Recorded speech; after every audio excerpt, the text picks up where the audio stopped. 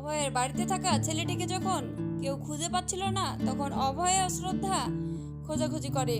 শ্রদ্ধা তো অনেক কান্না করছিল, শ্রদ্ধা কান্নায় ভেঙে পড়েছিল। তখন অভয় শ্রদ্ধাকে বোঝায়, আর তখনই সেখানে চলে আসে বাচ্চাটি।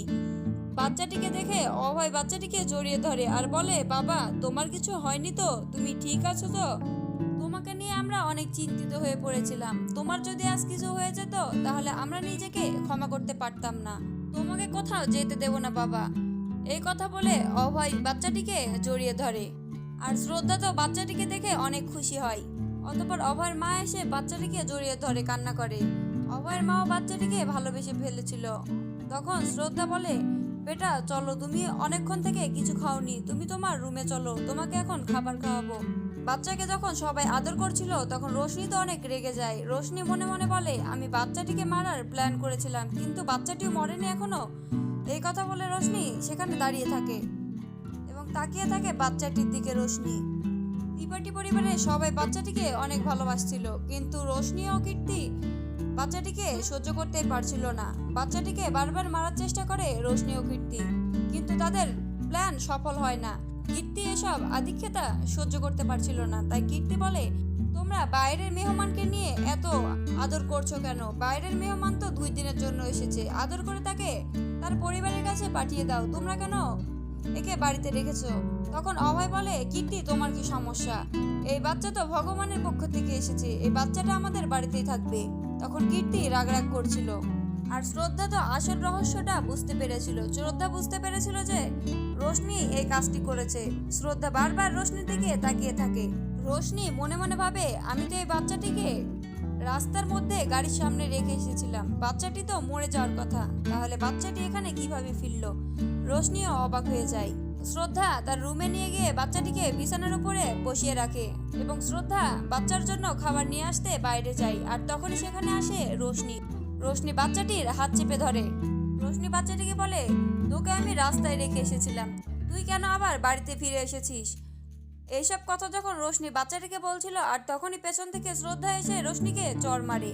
শ্রদ্ধা রোশনিকে বলে, রোশনি, তোমার এত বড় সাহস হলো কিভাবে? বাচ্চাটিকে তুমি রাস্তায় একা একা ফেলে রেখে এসেছো?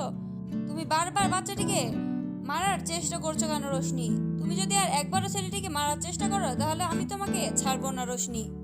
তোমার লজ্জা করে না রোশনি? তুমি এই ছোট বাচ্চার সাথে এইসব খারাপ ব্যবহার করছো?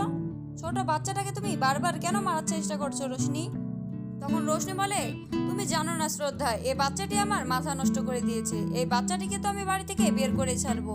তখন রোশনি আবারও যায় বাচ্চাটির কাছে, আর তখনই শ্রদ্ধা রোশনির সামনে গিয়ে দাঁড়ায়। শ্রদ্ধা যখন বারবার রোশনিকে অপমান করছিল, আর তখনই রোশনিও যায় শ্রদ্ধাকে মারার জন্য, আর শ্রদ্ধা রোশনির হাত চেপে ধরে। তখন রোশনি শ্রদ্ধার রুম থেকে বাইরে চলে যায়। রোশনি যখন চলে যায়, তখন শ্রদ্ধা বাচ্চাটিকে বলে, বাবা, তোমার কোনো ক্ষতি করেনি তো রোশনি? রোশনি তোমাকে কোথাও মারেনি তো? তখন বাচ্চাটি বলে, আন্টি, আমি ঠিক আছি, তুমি আমার জন্য কোনো চিন্তা করো না। তখন শ্রদ্ধা বাচ্চাটির কপালে চুমু দিয়ে বাচ্চাটিকে খাবার খাইয়ে দেয়। পরের দিন রাতে বরুণের মা এবং অভয়ের মা যখন রান্না করছিল, তখন সেখানে যায় রোশনি। রোশনি বাচ্চাটির নামে অনেক ভালো কথা বলে। রোশনি সবার সামনে ভালো হয়। এইসব কথাগুলো বলার পর রোশনি অভয়ের মায়ের সামনে বলে, আন্টি, এই বাচ্চাটির জন্য দেবী শ্রদ্ধা অনেক বিরক্ত হয়ে যাচ্ছে, অনেক অসুস্থ হয়ে পড়ছে দেবী শ্রদ্ধা। এইসব কথা বলে অভয়ের মাকে ভুল বোঝায় রোশনি। রোশনি মিথ্যে কথা বলে অভয়ের মাকে ভুল বোঝায় বাচ্চাটিকে বাড়ি থেকে তাড়ানোর জন্য, কারণ বাচ্চাটি শ্রদ্ধার ক্ষতি করতে দিচ্ছিল না। বাচ্চাটি বারবার শ্রদ্ধাকে বিপদ থেকে রক্ষা করছিল। অতঃপর সবাই পুজোর জন্য প্রসাদ বানানোর প্ল্যান করছিল। সবাই যখন অনেকগুলো সবজি নিয়ে কাটতে বসছিল, আর তখনই সেখানে আসে শ্রদ্ধা। সবার কষ্ট দেখে শ্রদ্ধা মেনে নিতে পারছিল না। সবাই কাজ করতে করতে ক্লান্ত হয়ে পড়েছিল। তখন শ্রদ্ধা এসে বলে, মা, আপনাদের কোনো কাজ করতে হবে না, আপনারা এখান থেকে চলে যান, আমি সব কাজ করে ফেলবো। অভয়ের মা এবং বরুণের মা এতে রাজি হচ্ছিল না। অতঃপর শ্রদ্ধা তাদের জোর করে সেখান থেকে পাঠিয়ে দেয়। তখন শ্রদ্ধা সব কাজগুলো নিজের হাতেই করতে শুরু করে। শ্রদ্ধা যখন তার শাশুড়িকে বলে, মা, আপনারা এইসব করছেন কেন? আপনার তো মাজায় ব্যথা, তাহলে আপনারা এইসব কিসের জন্য করছেন? তখন অভয়ের মা বলে, দেবী শ্রদ্ধা, আমরা তোমার জন্যই এসব করছি, তুমি কোনো কাজ করবে না, তুমি তোমার রুমে গিয়ে বসে থাকো। তখন শ্রদ্ধা তার শাশুড়ির কোনো কথা না শুনে একা একাই কাজ করতে শুরু করে। সব সবজিগুলো কাটার পরে শ্রদ্ধা একা একাই রান্না শুরু করে। শ্রদ্ধা যখন একা একা রান্না করছিল তখন হঠাৎ করে শ্রদ্ধার মাথা ব্যথা করে। তারপরেও শ্রদ্ধা সেখান থেকে কোথাও যায় না, শ্রদ্ধা রান্নাই করছিল। শ্রদ্ধা যখন ময়দার বাটিটা নিয়ে আসতে লাগে তখনই শ্রদ্ধার হাত থেকে বাটিটা পড়ে যায় আর সব ময়দাগুলো মেঝেতে ছিটিয়ে পড়ে। তখন শ্রদ্ধা যায় একটা কাপড় নিয়ে আসতে মেঝেটা মুছার জন্য, আর তখনই সেখানে আসে কীর্তি ও রোশনি। রোশনি এসে কীর্তিকে মেঝের অবস্থাগুলো দেখায়, অতঃপর কীর্তি সেখান থেকে চলে যায় আর রোশনি একটা কেমিক্যাল নিয়ে আসে এবং ময়দার ভেতরে ছিটিয়ে দেয়।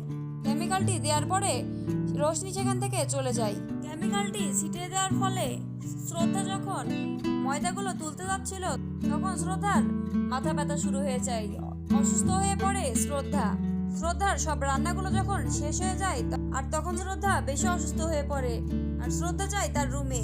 শ্রদ্ধা তার রুমে গিয়ে মাথা ঘুরে মেঝেতে পড়ে যায়। তখন অভয় দৌড়ে যায় শ্রদ্ধার কাছে।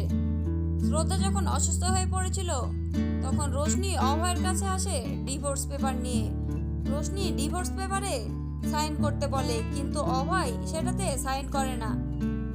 অভয় তো অনেক রেগে যায় রোশনির উপরে। অভয় রেগে গিয়ে রোশনিকে মারতে ওঠে আর বলে, তুমি কি ভাবছো রোশনি, তুমি আমার আর শ্রদ্ধার মধ্যে ডিভোর্স করবে? সেটা কোনোদিনই হবে না রোশনি। তখন অভয় বলে, রোশনি আমি শ্রদ্ধাকে কোনোদিনই ছাড়বো না। তখন রোশনি কেমিক্যালের কথা সবকিছু অভয়কে বলে দেয়। তাহলে কি এবার অভয় শ্রদ্ধাকে মেরেই ফেলবে? সেটা তোমরা জানতে পারবে আগামী 470তম পর্বে। তো ভিউয়ার্স, আজকের ভিডিওটি এখানেই শেষ। তোমরা যদি আমার চ্যানেলে নতুন দর্শক হয়ে থাকো তাহলে চ্যানেলটি অবশ্যই সাবস্ক্রাইব করবে এবং ভিডিওটি কেমন লাগলো তোমরা কমেন্টের মাধ্যমে জানাবে এবং নতুন নতুন পর্বের আপডেটগুলো পেতে হলে আমাদের চ্যানেলের সাথেই থেকো। ধন্যবাদ।